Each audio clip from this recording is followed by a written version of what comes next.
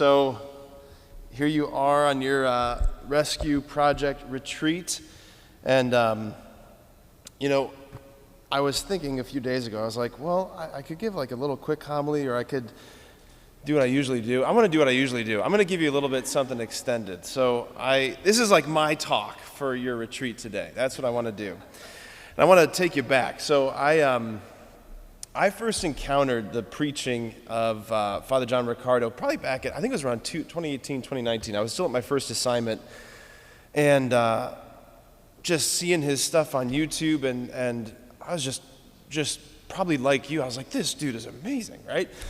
And I was really blessed at my first assignment. I was really good friends with some folks there who, it's long story short, they were really close friends with him, and they connected me and Father Riccardo, and he's just, since then he's been a really great mentor and friend of mine, and it's just amazing. I remember hearing him lay out this vision of the gospel, and probably just like you during these past few weeks, just feeling, yes, overwhelmed, feeling amazed, also feeling like annoyed, like how come I've never heard it put this way? How come I've never heard the story told this way? How come I've never heard this?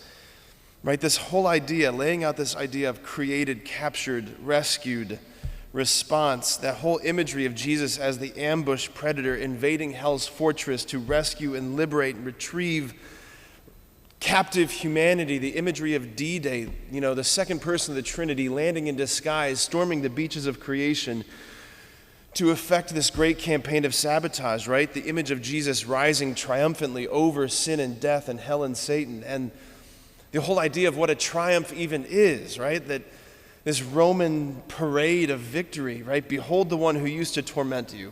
He will torment you no longer. I just remember being just overwhelmed by how powerful it was. And this whole idea, right? Jesus, you have rescued me. You've rescued us. You are the rescuer. Okay, here's where I want to press in, though. It's not enough to just know the story. Like, now you know the story, being told in a truer way. You know the story, but it's not enough to just know the story. Now the real work has to begin. And by that, I mean that this cosmic story that you guys have been sitting in and soaking and reflecting on these last few weeks, this cosmic truth, Jesus, you rescued us. You're not some wimp weakling who went to the cross as a victim. You went there as the hunter, as the ambush predator. That story, that cosmic story, has to become Jesus. You've rescued me. It has to get personal, is what I'm saying. This gospel that we have today that Deacon just proclaimed, this gospel, it's a really interesting one. It's so powerful. John 21 is one of my favorite sections of John's gospel. And we see this really interesting exchange between Jesus and Simon Peter. And it takes place on 2 weeks after the resurrection. On the seashore of Galilee is where this is all happening. So let me just take you into this, that Simon Peter, right, the night of Jesus' arrest, Simon Peter betrays him, right, 3 times. And Simon Peter kept this secret to himself. He didn't run back to the 12 to tell them what had happened. He kept this in, and it was eating him alive. In the morning of the resurrection, Jesus appears in the upper room, breathes on them, shalom, peace be with you. He doesn't have any encounters with Peter yet. A whole week goes by. Then he has his encounter with Thomas. A whole week goes by. And during this time, Simon's thinking, I've disqualified. I'm forfeited. And that's when Simon Peter says, I'm going fishing. And I think he says I'm going fishing because he's thinking to himself, there's no way I'm going to get to be the man who I was before. I want to see at least if I can still fish. That's how I used to make my trade. So he goes fishing, and while they're fishing, it's John, the beloved disciple, who sees Jesus on the shore and says, it's the Lord. And Simon Peter jumps in, swims to shore, drags the net of fish ashore, and Jesus says to them, come have breakfast. And in the midst of the breakfast, Jesus brings him to the side and asks him those questions. Simon, son of John, do you love me more than these? And by the these, he's not pointing to the other apostles. He's pointing to the nets and the fish and the fishing gear. Like, do you love me more than your old life, is essentially what he's saying. Do you love me more than these? And this is where Simon's thinking, well, first of all, he's not called me Simon in a few years, so I must be disqualified. And what am I supposed to say? Like, yeah? Then he's going to say, well, where were you? He just says, yes, Lord, you know that I love you, right? 3 times he undoes the 3 denials of Peter. Yes, Lord, you know that I love you. Feed my lambs. Yes, Lord, you know that I love you. Feed my sheep. And then this gospel picks up right where that left off, because Jesus had told him, when you were a child, you used to think like a child and dress yourself. And now that you're a man, someone else will dress you and someone else will lead you where you do not want to go, indicating the death that Peter would die. So they're walking back on the beach of the Sea of Galilee. Picture this. And Peter turns around and he sees John behind them. And John, right, the evangelist, writes in the gospel, when Peter saw him, meaning, right, when Peter saw John, he said to Jesus, Lord, what about him? Jesus said to him, what if I want him to remain until I come? What concern of it is yours? You follow me. So Peter, he wanted to know how John's story would end. Like what would become of John? And Jesus basically tells Peter, don't worry about him.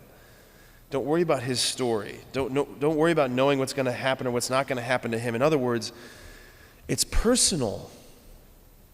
It's personal.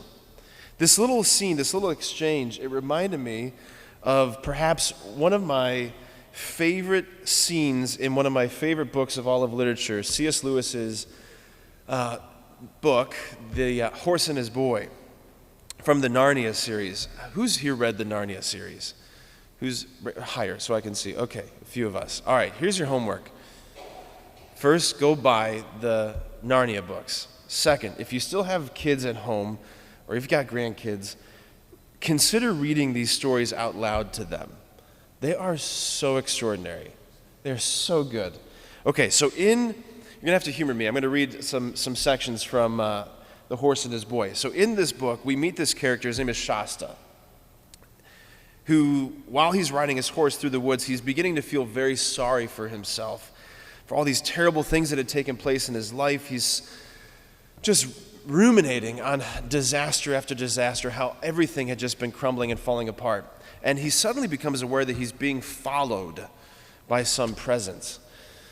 And C.S. Lewis writes this: he had come to notice this breathing so gradually that he had really no idea how long it had been there. It was a horrible shock. The thing, unless it was a person, went on beside him so very quietly that Shasta began to hope that he had only imagined it. But just as he was becoming quite sure of it, there suddenly came a deep, rich sigh out of the darkness beside him. Finally, Shasta asked, "Who are you?" "One who has waited long for you to speak," said the thing. Its voice was not loud, but very large and deep. Are you a giant?" asked Shasta. "You might call me a giant," said the large voice, "but I am not like the creatures you call giants."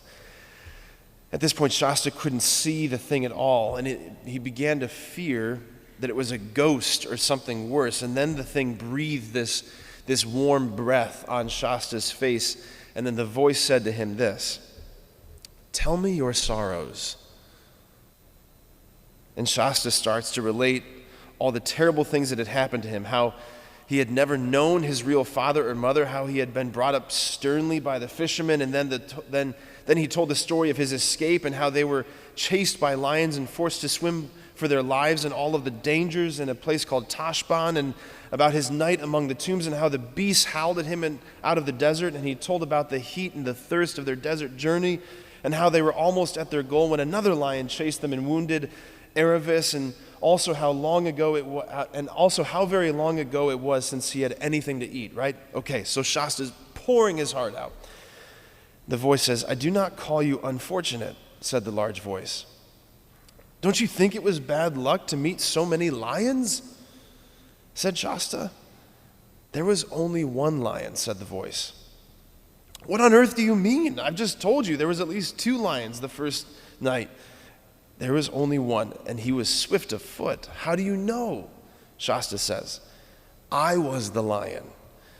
And as Shasta gaped with open mouth and said nothing, the voice continued, "I was the lion who forced you to join with Aravis. I was the cat who comforted you among the houses of the dead. I was the lion who drove the jackals from you as you slept. I was the lion who gave the horses the new strength of fear for the last mile so that you should reach King Loon in time. I was the lion you do not remember who pushed the boat in which you lay, a child near death, so that it came to shore where a man sat, wakeful at midnight, to receive you. Then it was you who wounded Aravis. It was I, said Aslan. But what for? Asked Shasta. Child, said the voice, I am telling you your story, not hers. I tell no one any story but his own. The voice speaking, as I just said, the voice speaking to Shasta is Aslan, the lion, the king. And just as Jesus had rebuked Peter ever so gently, Aslan gently rebukes Shasta, right? I tell no one any story but his own. I wanted to share that with you because, one, perhaps to entice you to read the books because they're so good, okay? That's your homework. But two, to illustrate the point that perhaps for the first time in your Catholic life as adults, you're beginning to feel the presence of the hunter pursuing you. The rescuer has rescued us, but now he wants to rescue you.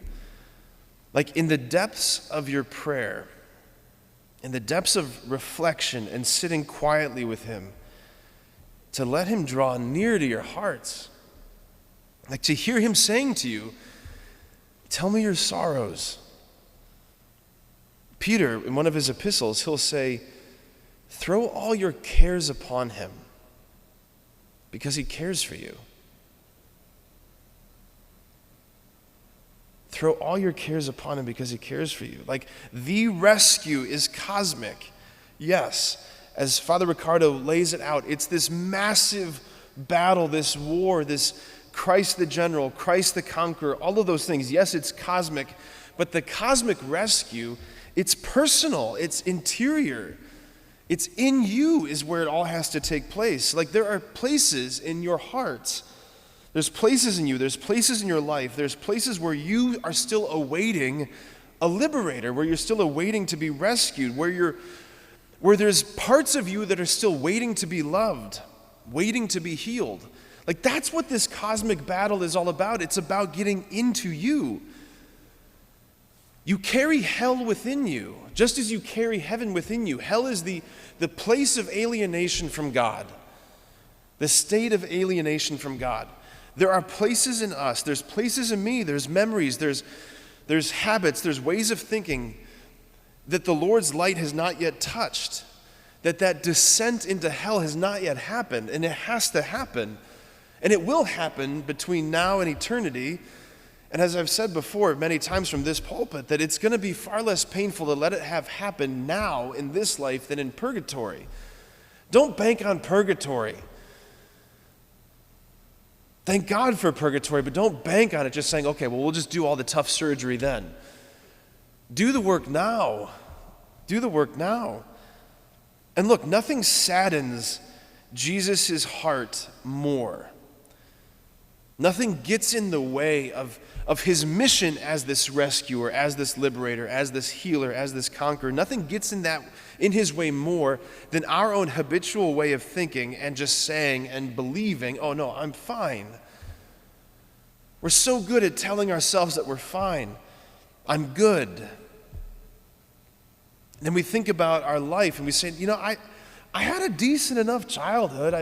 Maybe I wasn't abused. I wasn't really neglected. I had basically all of my needs met. And that might be true. But the reality is this, that every single one of us grew up in this fallen world. Yes, we might have been rescued from baptism, but we grew up behind enemy lines, surrounded by people who were imperfect, surrounded by people who could not love us perfectly, surrounded by siblings who couldn't love us perfectly, and parents who couldn't love us perfectly, and friends at school who couldn't love us perfectly. And you know what? We were made for perfect love. We come into the world looking for the face of the Father, looking for the love of God the Father, and all we encounter is imperfect icons. And our hearts take on the trauma. Our hearts build walls. Our hearts learn coping mechanisms. Our hearts learn how to survive. And so there are beliefs that you have about yourself, these convictions, these vows, we might say, about these unconscious thoughts, unconscious convictions about how you have to be, how you have to deal, how you have to cope, who you must be, what you'll do or what you'll never do. Beliefs you have about other people, beliefs you have about like a need to be in control, a need to control outcomes, a need to control people. You have internalized beliefs about like what it means to risk trust or to risk vulnerability, letting people in. And it's those things that Jesus wants to come for. Those are the chains that he wants to unbind, right? He's the rescuer waiting to descend into those places in you with his love, with his tenderness, with his mercy. And the reality, though, is that he honors and reverences you. So he waits patiently to be invited. But all of those things that make us feel most insecure, most out of control, littlest, most embarrassed, like he doesn't blush or get angry at any of it. He looks at it with honor and reverence. Friends, look, if you want to be a saint, especially my brothers, like if you want to be a saint, you have to let go of this stoic image of the Christian man who just is walled off and unaffected. You have to let that go. Like, that's the man that you're trying to be. Does that man look walled off and unaffected? It's a man whose heart was pierced. That is the ambush predator. That is the ultimate warrior. That is the ultimate hero and the champion. But he was that because he allowed himself to be pierced and affected. This image of stoicism has got to go. This idea that Jesus wants you just to simply to learn how to live with the limps of your life, like, well, you've just dealt with this forever, just deal with it forever. That's not his heart. We've all grown up hearing the gospel story told one way, right? And that's why Sunday after Sunday, it's the gospel of the Lord, praise you, Lord Jesus Christ. But now you've heard this story. You've heard the story told in a true way, an entirely different way, and it changes everything. It sets our hearts on fire. Now look, similarly, we all live with our own story being told to us one way. But imagine hearing the Lord's telling of your story.